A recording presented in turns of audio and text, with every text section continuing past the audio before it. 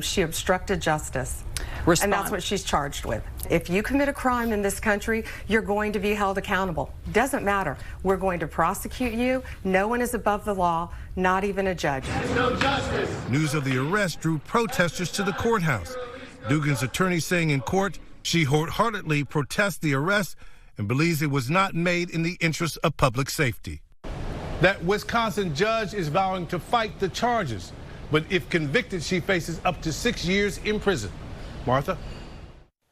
And our thanks to Pierre Thomas. For more on this, I'm joined now by former New Jersey governor and former federal prosecutor Christie and editor of SCOTUS blog and former Trump Justice Department spokesperson Sarah Isgur. Good morning to you both. And Chris, I want to start with you. And let's talk about Wisconsin and what happened in that courtroom. You're a former prosecutor. Would you have brought charges against that judge?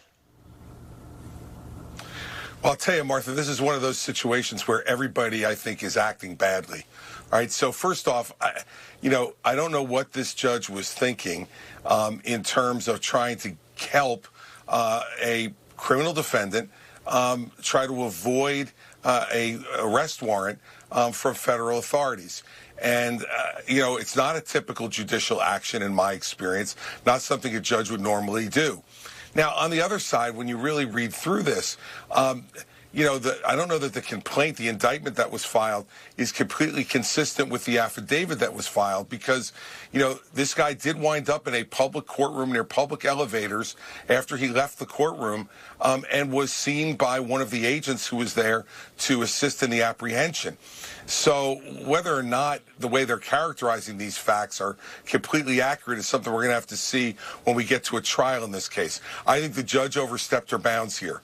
Now, whether the appropriate remedy here, Martha, is an arrest and a federal indictment, clearly what the Justice Department is trying to do is send a very, very aggressive message against everyone in this conduct. And I don't know that that's something that I would have found necessary to do, especially when you apprehended the person within moments after they left the courtroom. Yeah, so, Sarah, look at this. If what Prosecutor Pam Bondi say is true, what did she really do that's illegal?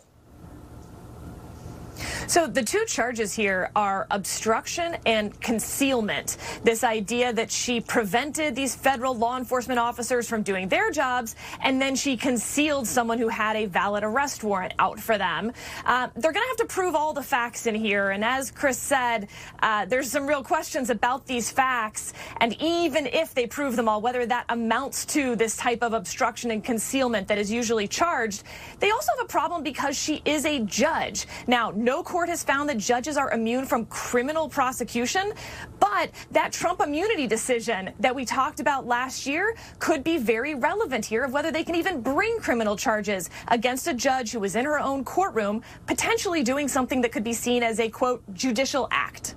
So, Chris, what's the correct protocol here if ICE agents show up in a courtroom, and is that a normal thing that happens? ICE agents show up in a courtroom like that, or is this very much the Trump administration?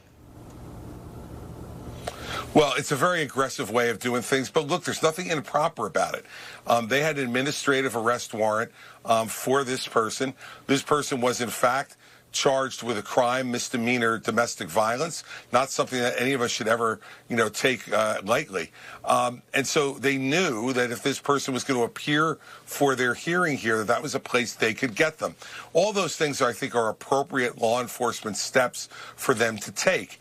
The problem here is that everybody is ratcheting up the heat on this, and they accomplished what they wanted to accomplish, Martha. They arrested the man they wanted to arrest.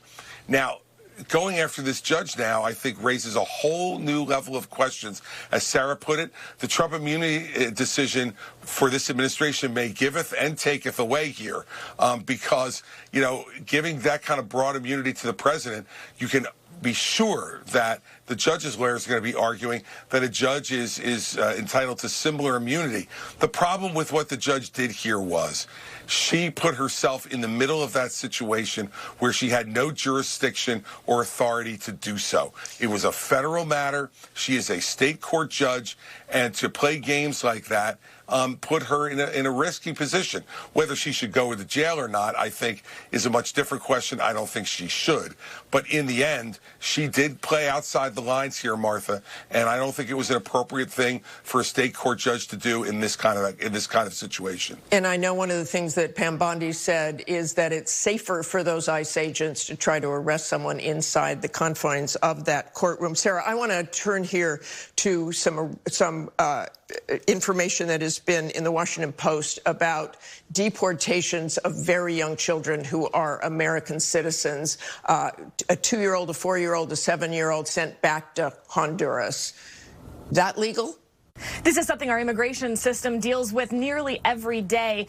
U.S. citizen children have to make that decision with their parents of whether they're going to stay. The parent has the decision. We do not allow illegal alien parents to stay just because they have custody over U.S. citizen children. In at least one of these cases with the 2-year-old, the mother was the one who made the decision to take her daughter with her. The father is the one saying he wanted the daughter to stay here. Oftentimes, this can look more like a custody dispute than an immigration question. Okay, thanks so much to both of you, Sarah and